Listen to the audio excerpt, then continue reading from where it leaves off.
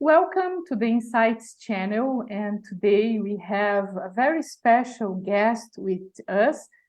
She's kindly called Rani, and she can maybe explain a little bit about her name.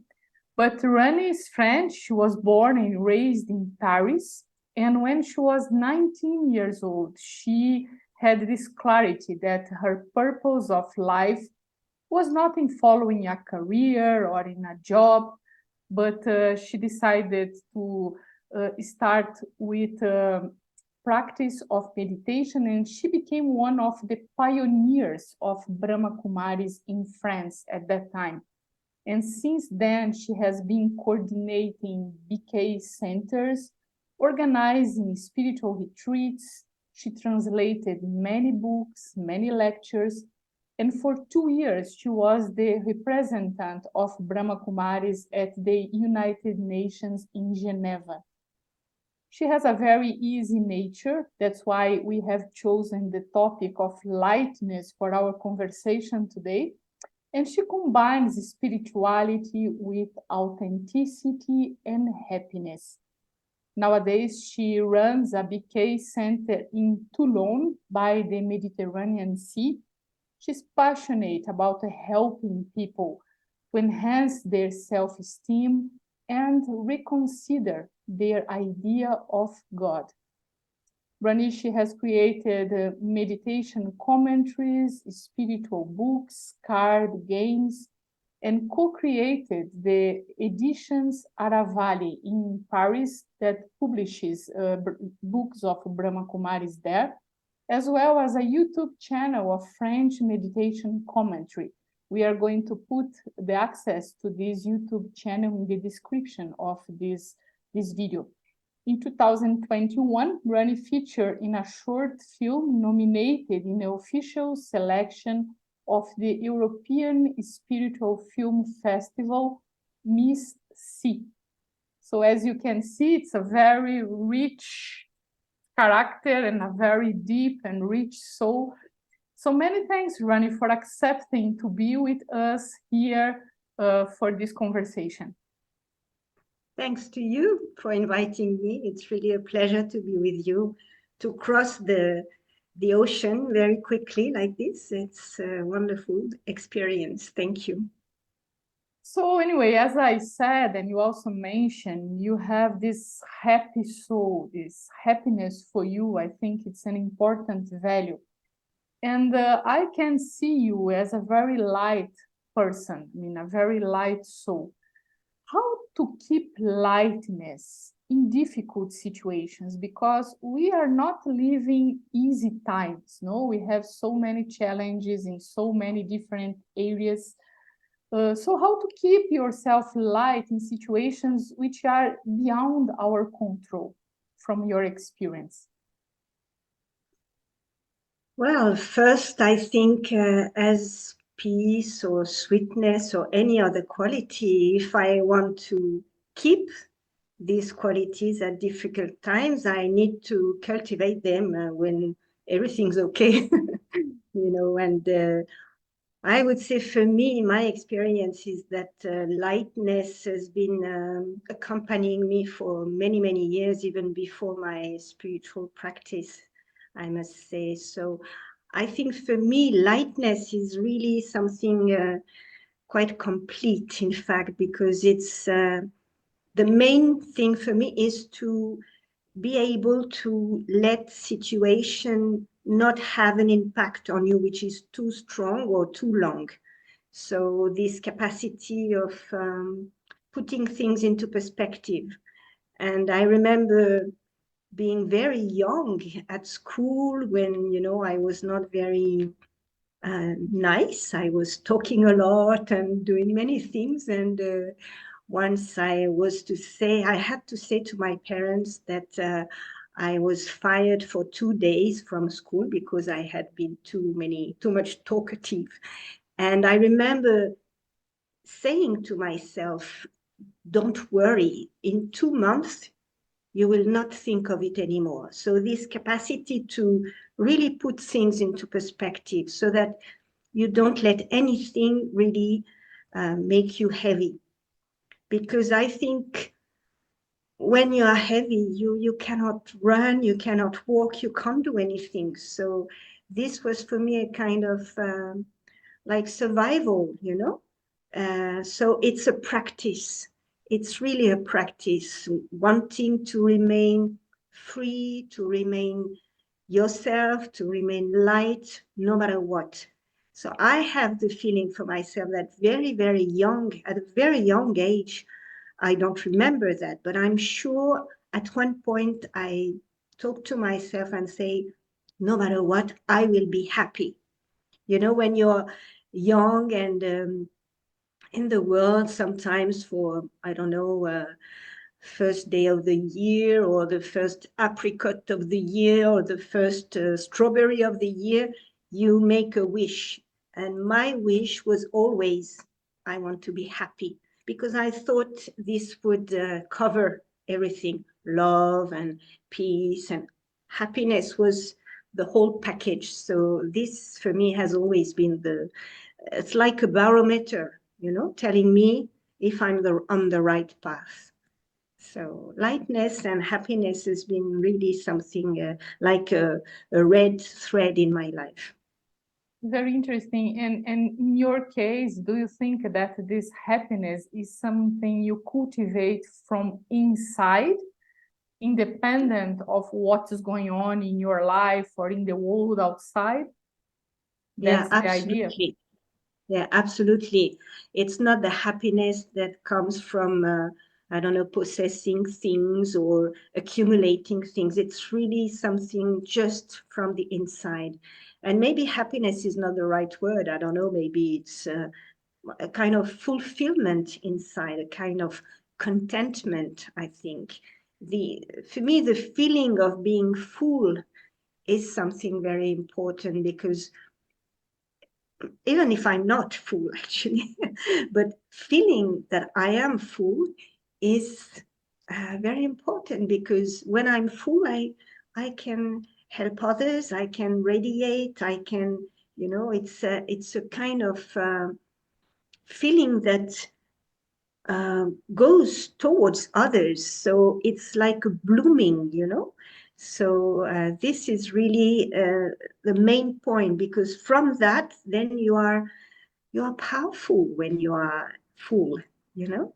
So for me, it's really linked to that feeling of being also of being lucky, you know, feeling that you are really lucky. That and I think I remember once I was talking with another yogi, very old yogi in France with me, and we're quite different. And she was telling me, you know, in fact, Rani, I don't think you are more lucky than I am, but you appreciate your luck. And so it makes it grow. And I really have that feeling. So it's really something from the inside, an inner positioning, no Mhm. matter what is externally. You know, what the circumstances are is something, and the reality, you cannot change it. But what I can change is my perception, my approach to life. So I think it's really linked to that. Lightness is really linked to this approach of life, which is you know, feeling lucky, gratitude, and openness, and no fear. It's also something that I've not cultivated, but I feel it's something that I have in me. And I'm sure all of this is quite linked. Very interesting. We have been speaking about like not to hold things from the past, so that we can be light. But nowadays we live a kind of epidemic of anxiety in the world. People are so anxious, and anxiety has to do also with the uncertainty for the future. Because I think that when people look into the future with all that's going on in the world, it's difficult to see light at the end of the tunnel, let's say. And I think that this generates a lot of anxiety. So how do you think that we could use the same lightness as a tool to kind of diminish this feeling of anxiety? Anyway, do you think it's possible to use it as an antidote to anxiety as well, to cultivate this state of inner lightness? Yes, I'm sure of that because, as I said, it's a inner positioning. So my inner world is what it is, and the outside world is what it is. And the lightness is an art to make sure that nothing from the external world, from what's outside, comes inside. It Mm. is there, I do not deny it, but it doesn't have an impact on my own state of peace and happiness and balance and what's important for me. I think I really need to go within, introspection, take time with myself, because in the world today we are so busy running after time all the time. So I feel, for me, my own experience is that I'm a early wakener. I don't know how you say, but I wake quite early in the morning, and I've been doing that for many, many years. And this time for me is very precious. This is the time when I cultivate all these inner qualities and this inner positioning.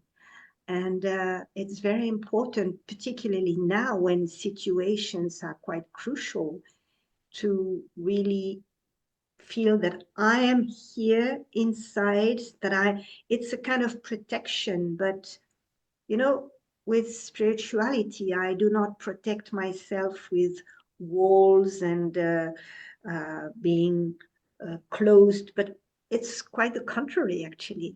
Uh, it's having so much beautiful energy inside that I am completely open, and my beautiful energy of peace, of lightness, of love, of quietness, of tranquility can spread all around, instead of letting the anxiety and fear and problematic atmosphere outside to come within me. So I feel it's really at the same time a protection, but also a way of being able to help others. It seems to me that it's important to have this intimacy with your inner world, something Yeah. that has to be cultivated so that it can be effective, in times of need, let's say. And like one of the aspects which is in the knowledge of Brahma Kumaris is about the benevolence of everything, and especially this feeling that the destiny is benevolent.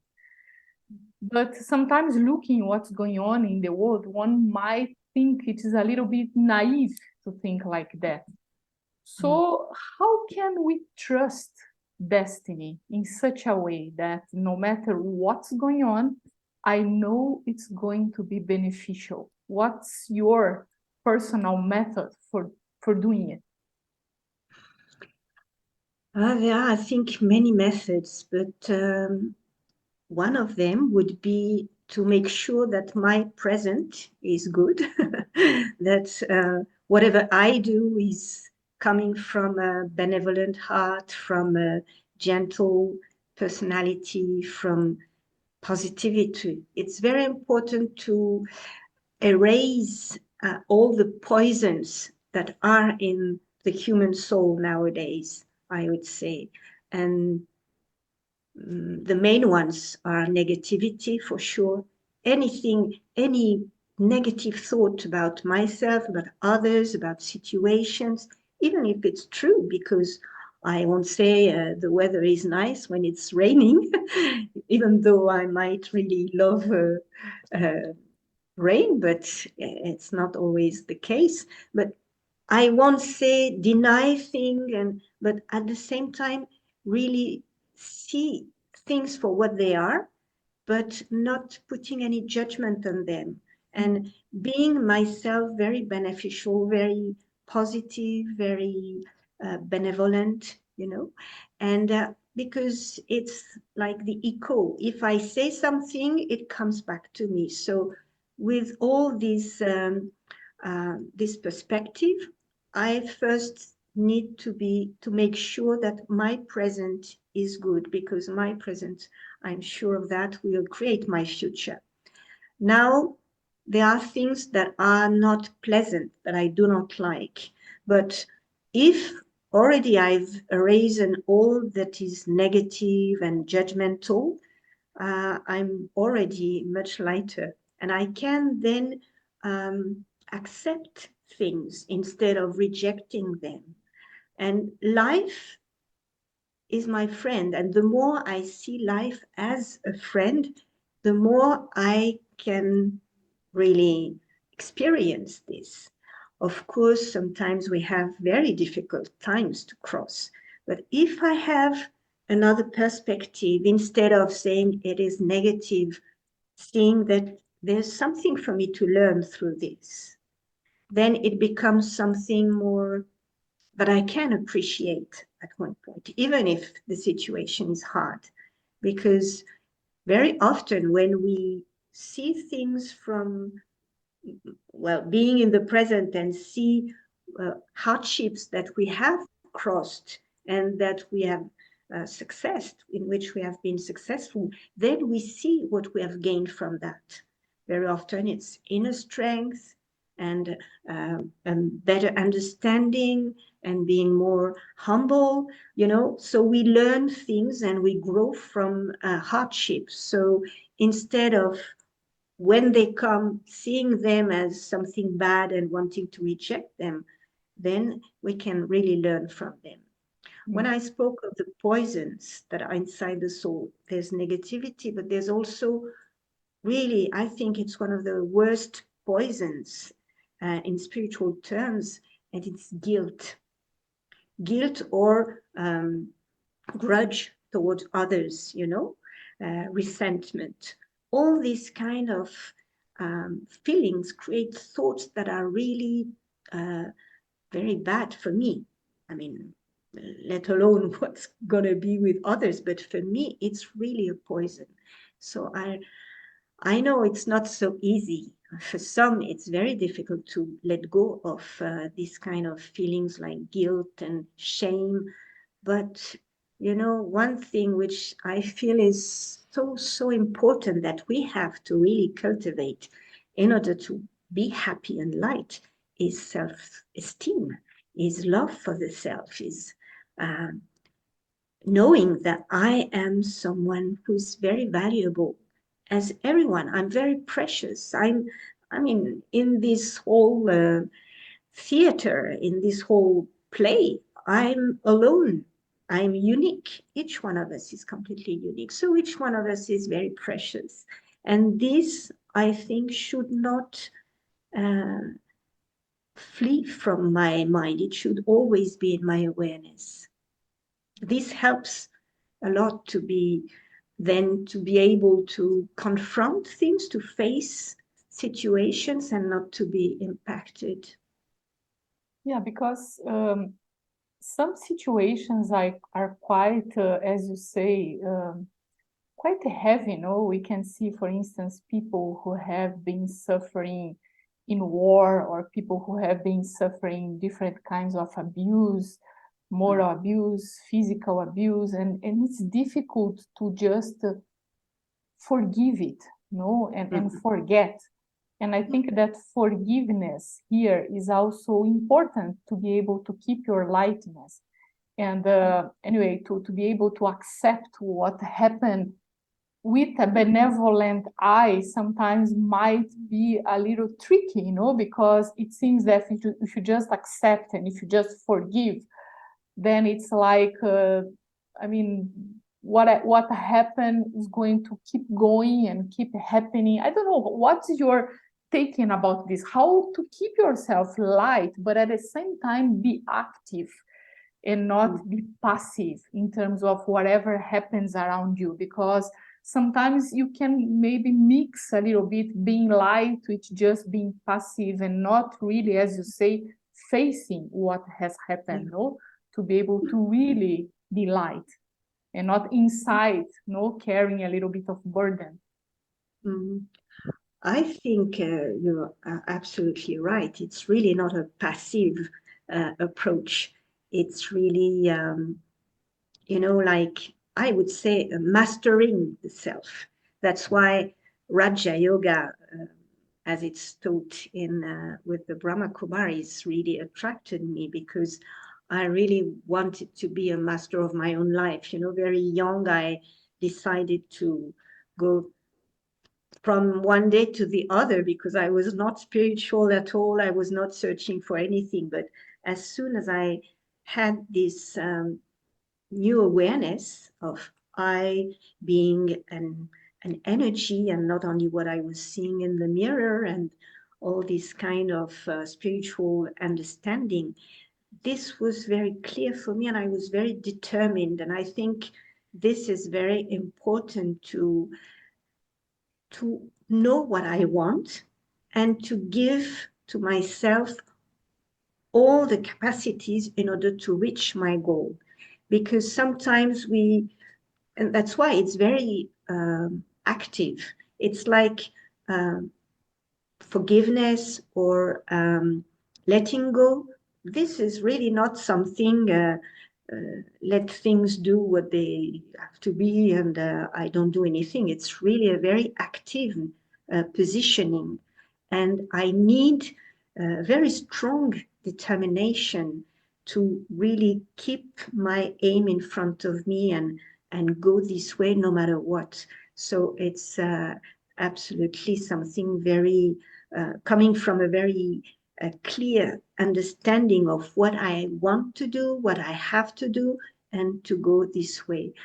But yes, sometimes situations are so complicated, relationships are so toxic in our day-to-day life now. I mean, I myself this year, I've maybe met, I don't know how many few persons who have had really very toxic relationships, and it's very hard to get out of it and not to be impacted. So it's easy for me to speak of lightness, because I haven't been through this. So I don't really know what it means and what it demands, but for sure, the feeling of freedom, of wanting to be liberated from that, is for me the locomotive, you know, the driving force, because what we want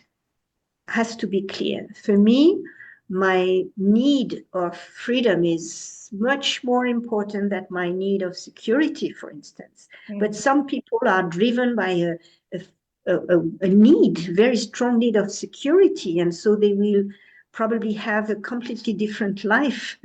That's someone who is very independent and who wants to be on her own, and someone who needs to be with others, or with an emotional and effective security. So it's important, once again, to really come to myself, to spend time in silence with myself, in order to really know who I am, because we're all different, and what is my primary needs, what are my priorities. And maybe sometimes we have possibilities to redefine our priorities, but there's no recipe which works for everyone. But my idea of lightness, as you were saying, is like La Fontaine's fable about the oak and the reed. You know, the oak, very strong, with deep roots, and very sufficient, and a bit ego, saying to the reed, well, poor one, you're really, all the winds make you bend in every way, and poor one. But at the end, it's the oak which is taken by the storm, and the reed has been like this all the time, but is still there at the end. So this capacity, and I think in today's world, this is one of the main qualities to acquire and to cultivate. And it's flexibility, being able to bend. So that means not too much ego, and kind of humble way of being. And this humility comes from self-respect, as I was saying, really a self-awareness, which is quite strong and allows me to bend to situations, to mold, but at the same time to remain in my integrity and to remain myself.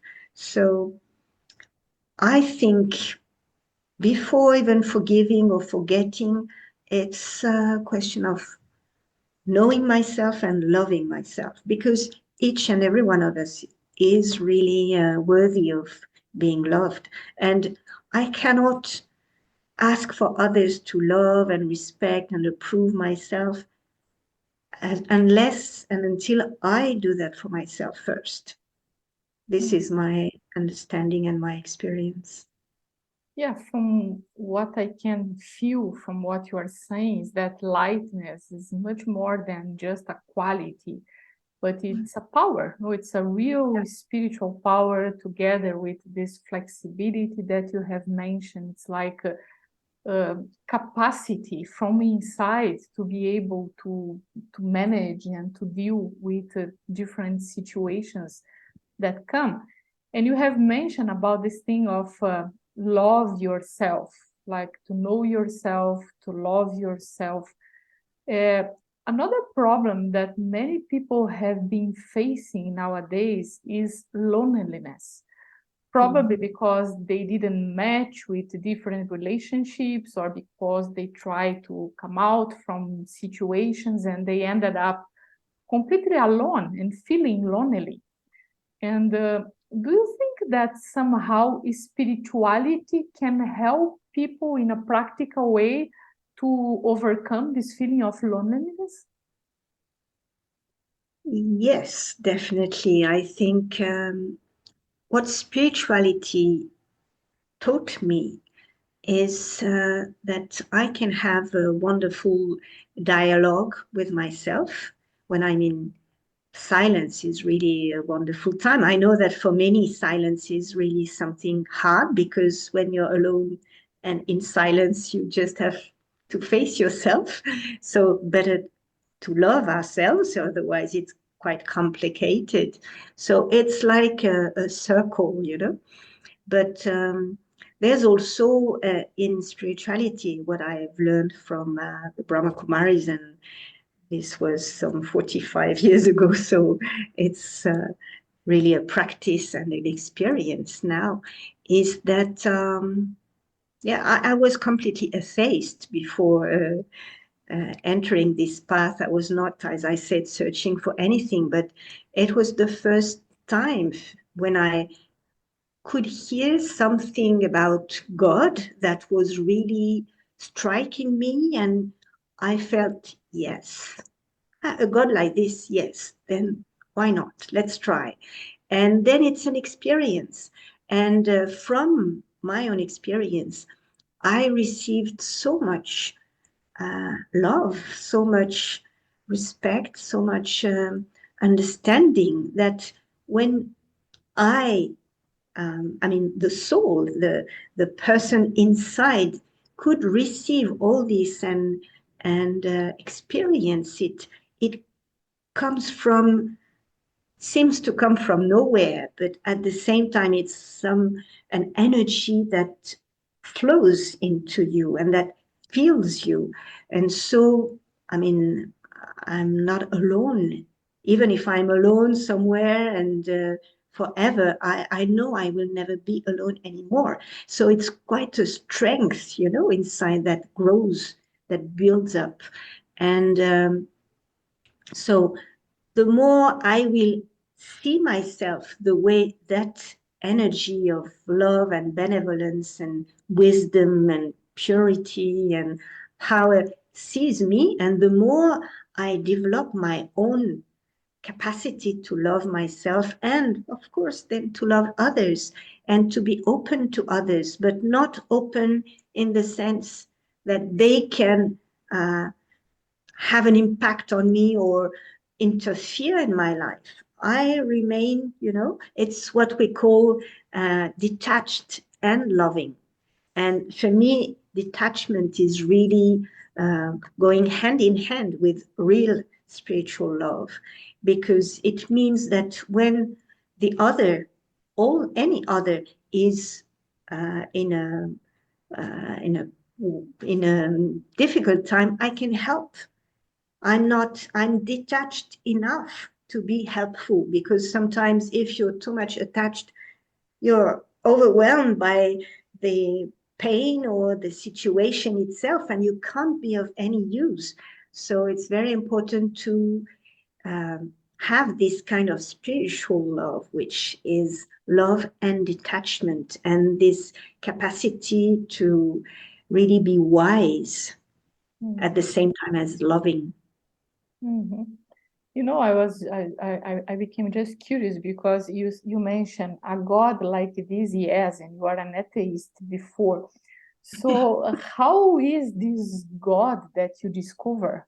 Would you like to describe this God for us? Yeah. Well, it's for me, it's like an energy, a kind of ball of all the qualities, like an ocean. And I think the main idea that I have is to see God as a, but I will do it very softly, because I remember once I was sharing the teachings of Raj Yoga with a few persons, and one of them was Brazilian, and she didn't like at all what I'm going to say. So I want first to say that I respect God very much, and He's the love of my life, I would say. But the way I see him or her, this energy, it's like it's like a sun or an ocean of all qualities. So it's completely full. But the way I see it is like a big shop, and in malls, like a huge hyper shop. And of course, it's always open. There's no cashier. You don't pay anything. And the stocks are unlimited. And you go there to do your shopping. So, of course, you won't take tomato sauce and pasta, but you'll take all the qualities and all the spiritual powers that you feel you need. But the thing with this shop with a big S is that you have to do your own shopping. He's not the one who gives you your shopping bag and fills it himself. We have to do that because we do not need the same things. I don't need the same thing as you. Maybe I will need more happiness and more love and more sweetness, and you might need more peace and your purity and more sweetness. I don't know. So one thing is that I don't have to fear to take the last packet of love because stocks are unlimited. But I have to go and do my own shopping. For me, God is a bit like this. It's completely open, and He tells me, come and do your shopping. I open it up for you. You do and take whatever you want. And it's important because with religions, sometimes we have this idea that, oh, if I do this like this, He won't love me. It's not possible. For me, it's not possible. God is love, but dot, full stop. So I need to feel that love. I need to take that love, that energy, that wisdom. I can take whatever I want from Him, but I have to do it. And the way to do it is manifold, but one of them is meditation, definitely. To take time when I'm not doing anything else and I'm in the shop and I take everything I need because I come back to the beginning, I need to feel full. I need to feel that God fulfills me. This is my approach to life and God. Very different. And so far, it works very well. It's nice because, you know, some people are resistant to the idea of meditation because they feel it's something dry, that you have to sit and not to think and to be silent. And when we think about meditation as going to a spiritual shopping mall to kind of fulfill your bag with all kinds of spiritual attainments, it seems interesting, you know, and kind of exciting. And you know, what we could do maybe, because I also feel that there is in you this ingredient of art. You are an artist, no, an actress, and I feel that actors, they have this capacity to put themselves in different realities, let's say, and just experience something completely different and completely new from what they knew before. And I think that for some people, meditation becomes too much intellectual. And to really enjoy it and to take benefit, I think that you have to put yourself inside that feeling or that experience.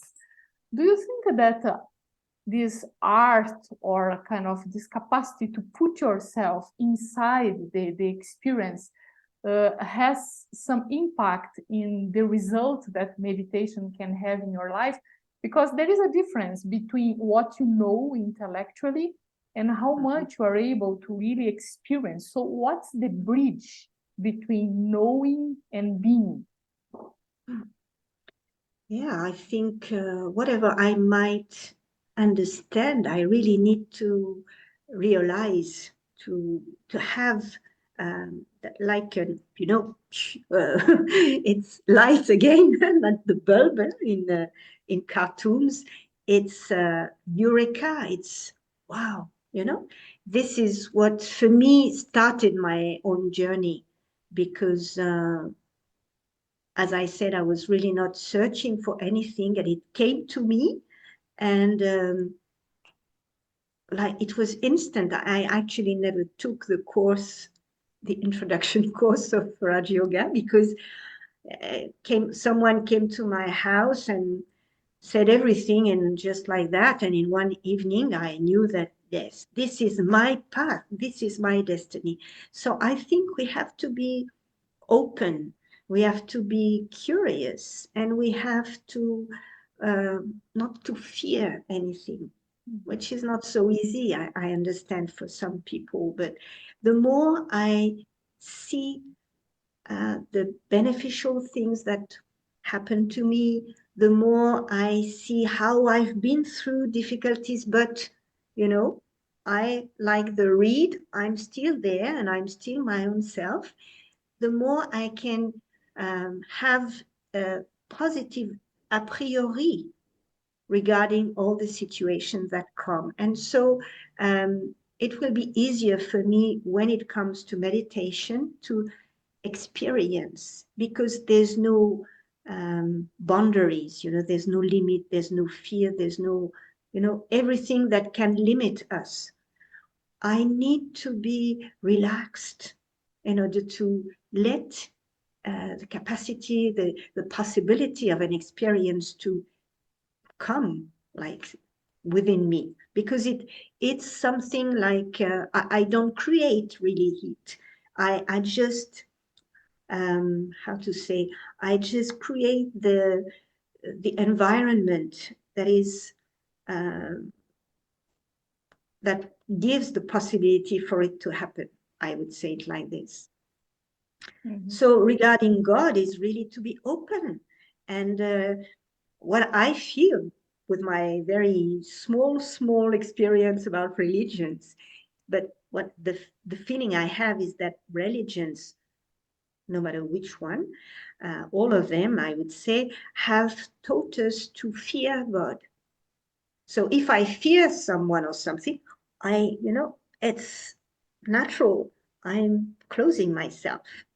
Whereas it's a sun and I'm a flower and I must take all the things that he has to give me. So I'm open. And when I'm open, the experience comes. I feel can be, it's not something, when as I was not spiritual, I was waiting for, I don't know, experience like vision or a voice coming from ether telling me this or that. It never happened, but it's more a feeling, like a shower of peace, of love, a kind of bliss that you're experiencing. And it's very important because when you have an experience, nobody can take that away from you. Nobody can tell you, well, this is not true because, well, I mean, I've experienced it. So it's within me and it's forever. So I won't try to make that experience again and again because it might not come back, but I'm open to any experience. And there are meditations where you don't experience anything, but you're just quiet. You're just, relaxed. And in this world, it's already a good experience because it's not that easy. It's true. So meditation is it's so amazing. It's just time that you give to yourself, that you spend with you and with this God, if you want. It's possible. He's available. He's like the sun. He's there. And if there are any clouds between him and myself, it's not because he put them, he or she put them. It's because I put them. So I can put them away also and clear the way. But the thing is, I think for me, my own spiritual journey, if I was to say that in one sentence, the aim is to to increase my capacity to take whatever God gives me,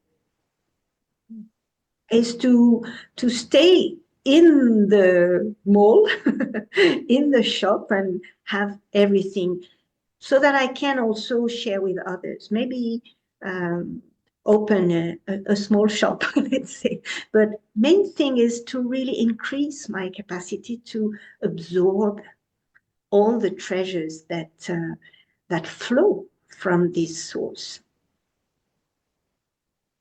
I'm sure that all those who are listening to this at this point are eager for an experience. So would you like to conduct a little meditation for us? Yeah, okay, of course. Like some thoughts, how do you Yeah. do for your meditation? Yeah, what I would say maybe first is that because you spoke about people wanting to meditate and wanting to have no thoughts or things like this, and it's not hard work. I mean, meditation is just thinking at the beginning and thinking in a way that's positive, that's natural, and the more and more I meditate, and less I will think, because every thought will become an experience. Every thought will have a silence after that thought, because when we meditate, there are different strengths, different forces that are working. One is definitely thinking power of my thoughts. And the more my thoughts are powerful, and the less they are in numbers, because I think very slowly when I'm in the experience. So there's the power of thought, but there's also the power of silence. It's like breathing, it's like oxygen in my mind. And so my thought, if I think that I'm peaceful, then I experience that peace. And so, it's a feeling. And with that feeling, there's this awareness that I'm feeling myself with all the powers that I can get from the source. So I think when I meditate, first step is going inside within with myself and Second step will be to maybe take some distance from the world around me and go upwards to maybe another dimension and meeting the source. But also, I think the third step would be then to open up and to radiate and to help others to maybe have their own experiences and anyway feel and take a little bit of that peace or that love or that happiness that I've gained in my meditations.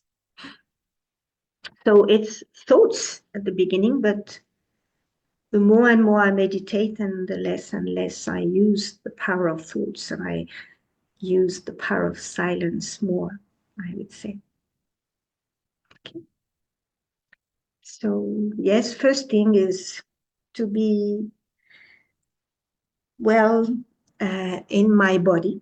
So to avoid to think of my knees or my anywhere in my body. So just to get relaxed, not too much so that I don't sleep, because it's quite easy to get a little bit of sleep when I meditate. So I want to to have an experience, and so I must be very awakened. This is for me main thing. It's not just being more peaceful and then losing the control of my mind. I want to have an experience. So I'm sitting straight if I can, but I can meditate even if I'm in an awkward body. So just to be available for myself.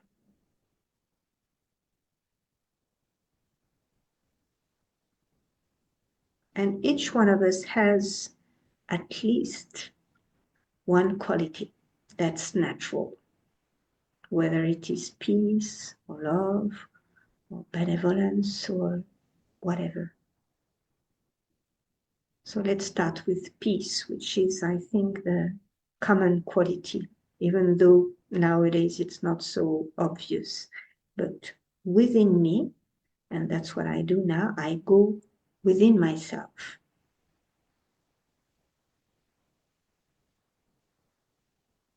Very deep, so that I can find this treasure of quietness, of peace. I visit my inner world. I take my time. I have nothing to do. I don't think about what I'm gonna do in a few minutes. I am not thinking about what I've done an hour ago. I'm completely available for myself. And I spend these few minutes with myself, appreciating who I am. And I am a being of peace, a being of light, a being of sweetness, a being of love. This is what I am. And already I can feel the atmosphere is changing.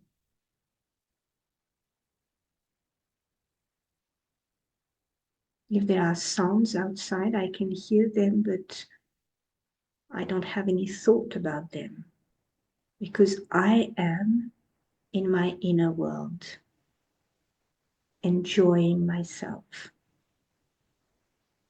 enjoying being in my own company.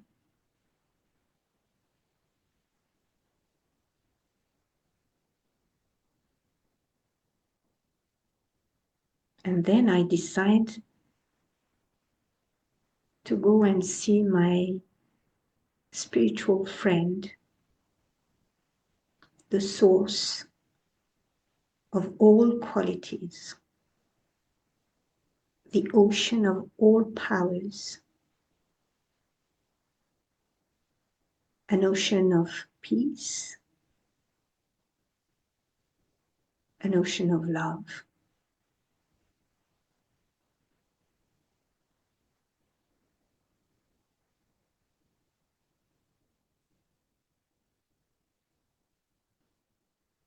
I'm facing energy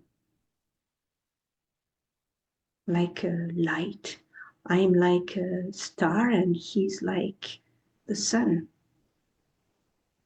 Unlimited, complete, perfect. And in that face-to-face, in that relationship of love, I feel myself.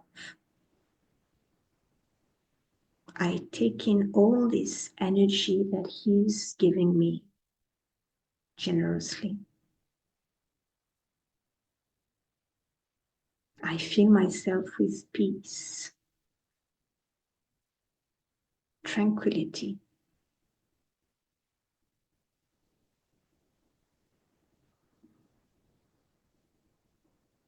And together we share this energy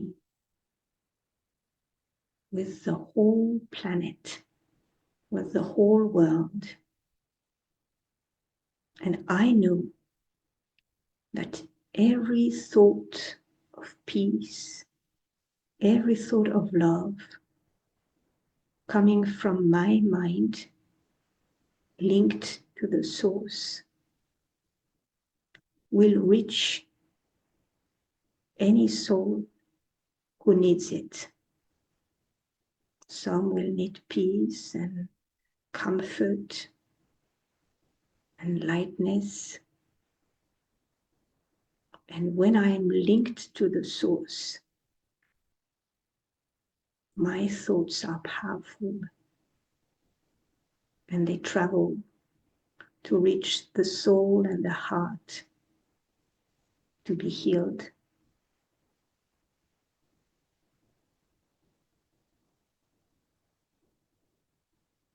So for a few seconds, I just remain in this silent, loveful atmosphere of my relationship with the source. And I let this energy flow and travel.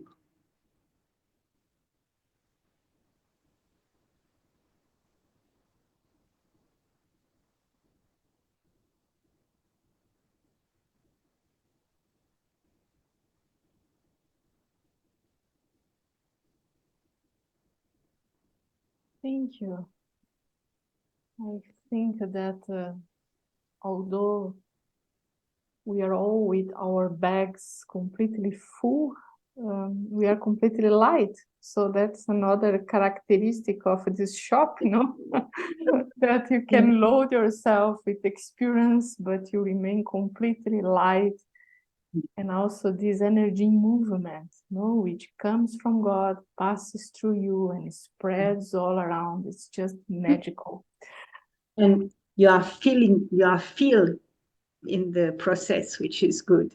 And it's true that it's the magic of spiritual treasures that the more you have, the more you gain them and the more light you are. So I think that's the secret.